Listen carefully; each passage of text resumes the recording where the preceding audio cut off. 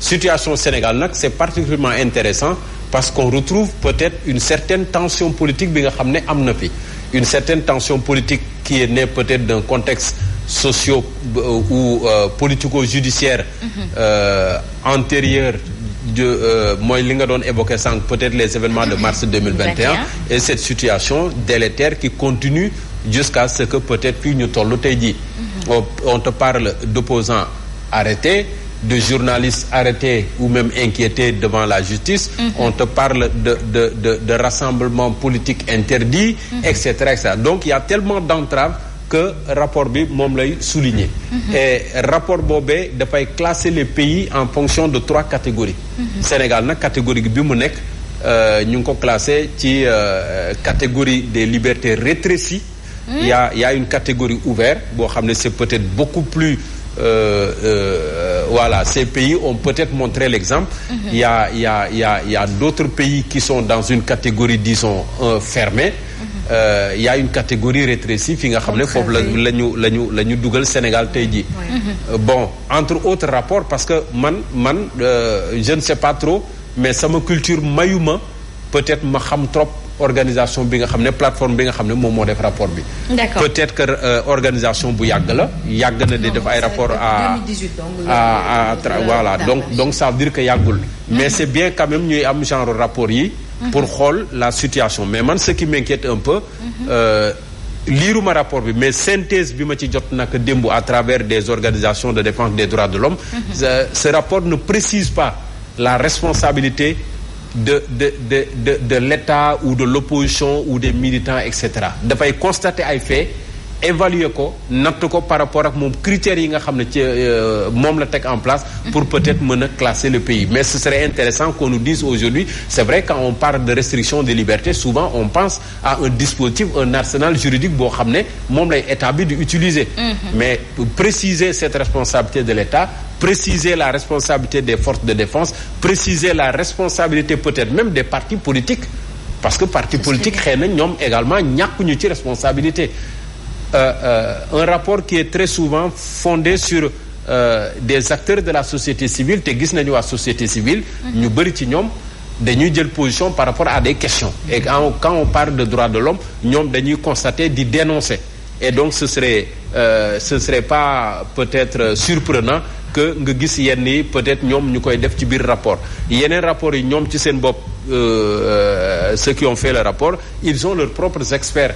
ils ont également d'autres peut-être acteurs yoo xam ne ñoom la ñuy interroger di natt les pays sur une année bon ñu ngi jeexal 2023 espérons que peut-être rapport bi ñëw 2024 dina fekk xëy na Sénégal góorgóorlu tuuti et en réaction d'ailleurs on a vu peut-être que le chef de l'État en allant en conseil des ministres avait déjà écho de ce rapport très bien je suppose parce que gis nañu li ñu préciser ci conseil des ministres le chef de l'État qui dit que le Sénégal a fait des progrès quoi qu'on dise depuis 2012 jusqu'à maintenant il y a eu des progrès qui ont été faits naka lañ ko mën a environnement juridique bi et puis peut-être les investissements qui ont été faits on a vu également bon peut-être que un peu mitigé et il y a un renforcement qui doit se faire autour du comité sénégalais des droits de l'homme c'est un organe qui dépend également de l'État donc organe boobu war nañ ko mën a renforcer pour mu gën a veiller justement à ces libertés aujourd'hui que dénoncent plusieurs acteurs. C'est vrai que une petite contribution ou même une question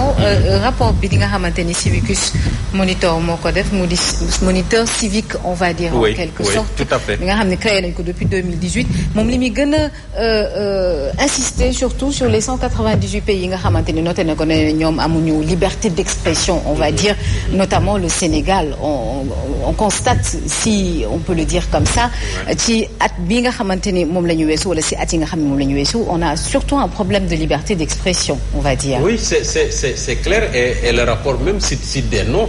Moi je retrouve le nom de Ousmane Sonko je retrouve le nom de notre confrère Papa Alé Niang qui a été inquiété 3 fois en une année.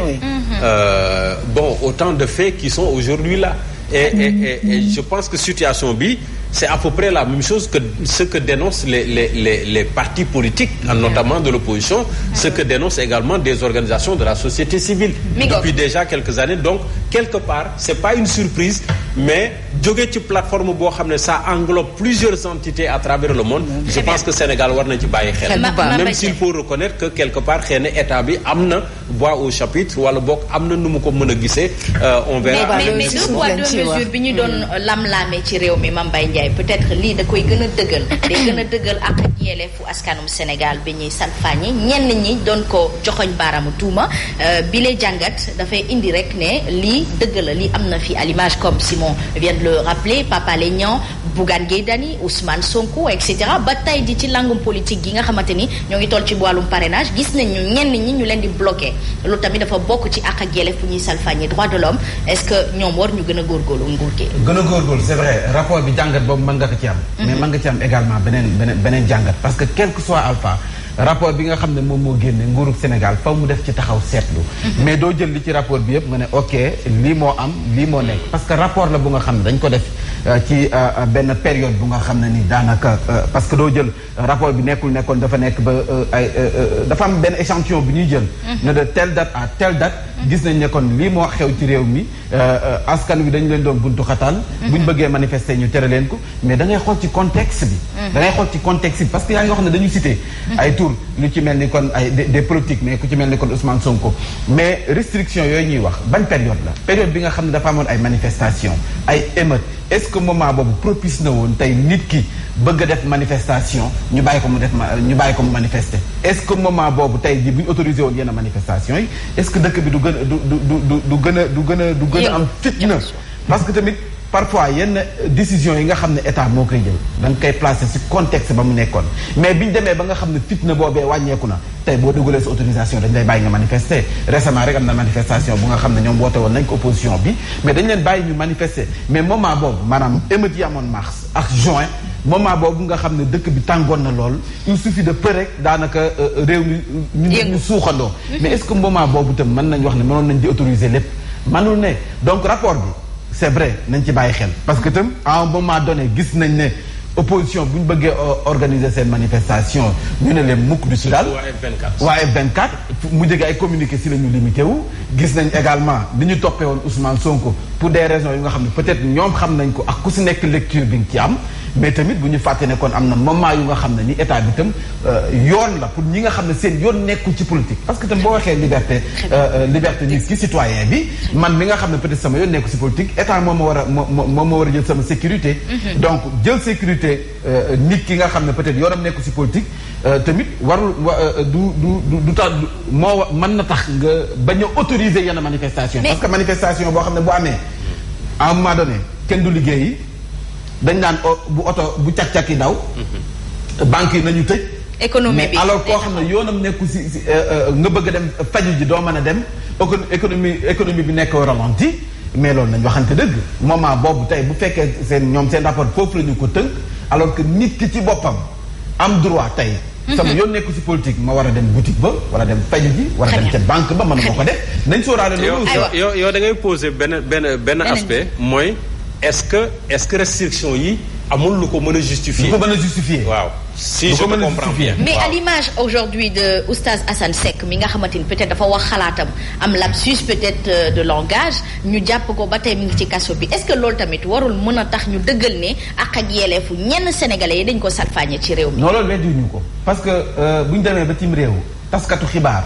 ñu jël ko ne que ràpp tëj. ku ci mel ni papa ni gis nañ ko fii. Oustaz Assane ba léegi ñu ngi ko téye. demande de liberté provisoire bi ñu dugaloon dañ ko rejeté su ma juumul. récemment oui. waaw yàggul dara donc loolu à un moment donné da nga naan réew bu ñu demee ba tëj taskatu xibaar rek wàllum démocratie wala liberté d'expression bi ngi dellu ginnaaw loolu ak jàngat la bu ñu waxantee dëgg rek. loolu moom ñun ñëpp dañu koy d'accord.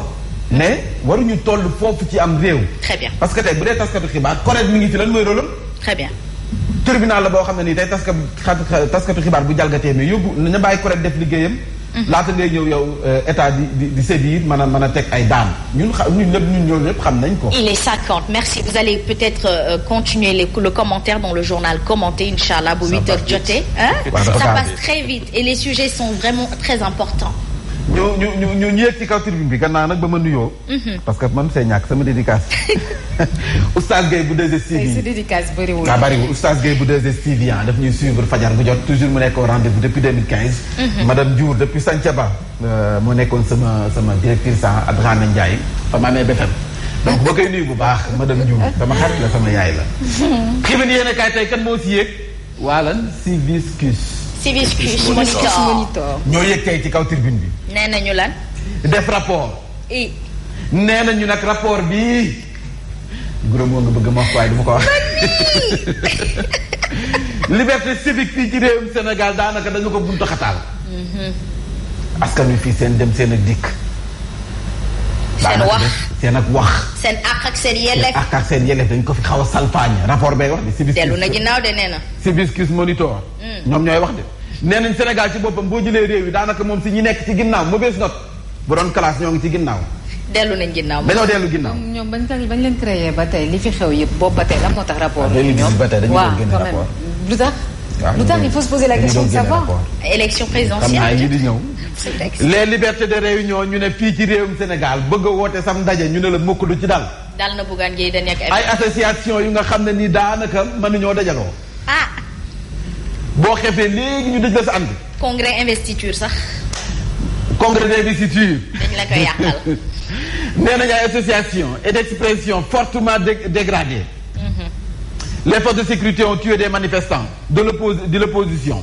Selon le rapport parce que nag rapport bi def na moom enquête am ba noppi xam nga gaañaa ngi ci enquête bi xam ne ñoo rey. rapport bi nee na c'est des forces de sécurité ñoo rey.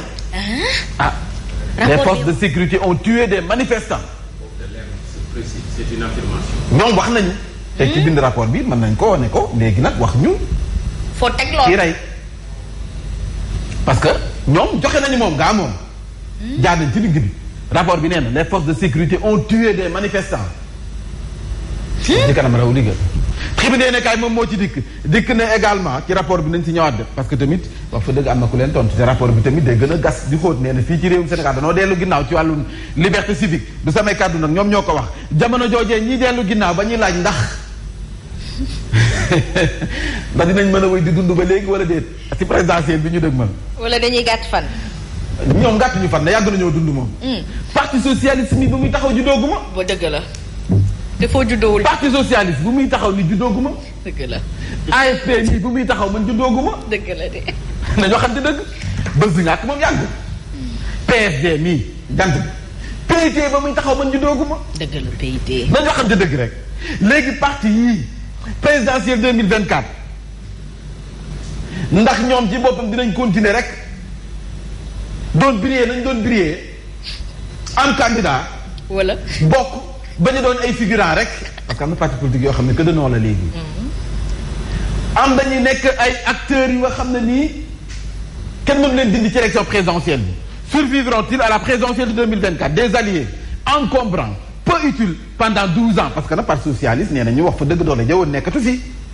bu ñu waxantee dëgg du samay kàddu nag. AFP bu sunu maam Moustapha Niasse. ndax dooleen jëwoon mi ngi fi ba léegi. bés du ñàkk. PSD PIT parti cosaan yii est-ce que seen doole jëwoon ñu ngi ko amee ba léegi xamuñu. d'où l'importance de l'alternance générationnelle da ngay teel a jël ay ndaw. former leen looloo ko yëngaloon alternance boobu ngay wax noonu ba ñoom Barthélémy Dias ñoom Bamba Fall di yëngal sa permanence ba ñu leen di porter plainte nañu waxante dëgg parce que lan la ñu bëggoon du 109. dëgg la. xale yi ñëw toog. parti yëpp boo xoolee màgget yaa fa nekk ba léegi. ñoo xam ne depuis le procès Senghor ña nga fa woon ba tey jii parti yëpp des partis politiques qui ont considérablement perdu du terrain doole dañu amoon nekkatu fi de te ndaxaar du saf ñaari yoon. déedéet. lu ñu màcc ba mu sànni. déedéet si domaine bi yëpp nag. lan mooy saf ñaari yoon. ndaxaar du saf ñaari yoon. lan nag kon du saf ñaari yoon kay am na. aywa ay maam. ndaxaar daal du saf ñaari yoon. kaani tey Yacine mën nga fi toog di présenter bañ ne Yacine moo toj. waaw benn xale mën na jékki-jékki fël la fee rek ñu fàtte Yacine nga bëgg ñëwaat. dëgg neexul loolooy temps boo bëggee ñëwaat dañ naan ndaxaar du saf ñaari yoon. non loolooy temps. dëgg la. Mambay di def revue benn xale bu ndaw jóge fa la ñëw. waaye am na luy saf ba ilaa yow mi diin. loolu biti la fanaan. loolu lan la. kii mën na bëgg a wax loolu duma ko wax. na la wax loolu nag bëgg naa xam te lu ñaar xam te ñett xamul bëgg naa see bokk. Mame Mbaye di def revue ba kenn ñëw ne ko Mame Mbaye demal nga toog léegi Mame Mbaye bëgg a ñëwaat ne day def revue. njëge si seen ne ay Yacine. ñu ne la Dakar du saf ñaari yoon demal nga toog. mais tu es terrible. avant yow keneen dina xewaat après yow ça veut dire que di nga xew wi. ma ne. te da nga koy nangu dogal suñu borom. xew yi waaw.